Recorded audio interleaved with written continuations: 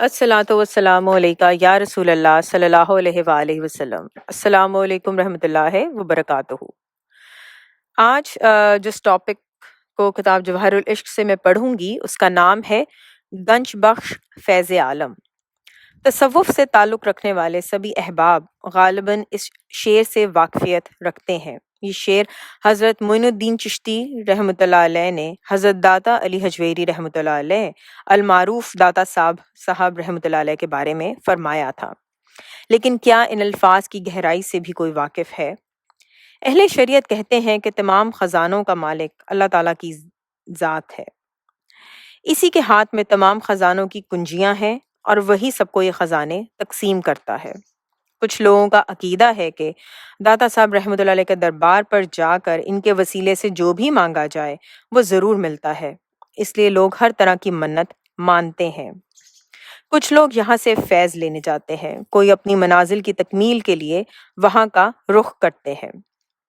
الغرض جس کا جیسا عقیدہ وہ وہاں وہی سوچ لے کر جاتا ہے اور ہر کوئی جھولی بھر کر ہی واپس آتا ہے، کیونکہ داتا صاحب رحمۃ اللہ علیہ سید زادے ہیں اور اس گھرانے سے آج تک کوئی خالی ہاتھ واپس نہیں لوٹا۔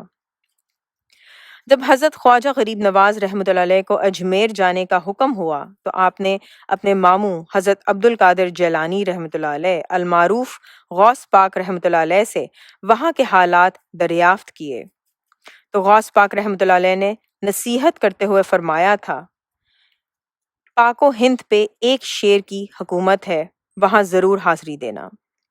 غوث پاک رحمۃ اللہ علیہ کا اشارہ حضرت داتا صاحب رحمۃ اللہ علیہ کی طرف تھا، اسی لیے حضرت خواجہ غریب نواز رحمۃ اللہ علیہ نے داتا صاحب کے مزار پر چلہ کشی بھی فرمائی۔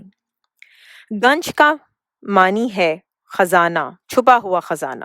بخش کا معنی ہے بخشنے والا، یعنی روحانیت کے خزانے بخشنے والا۔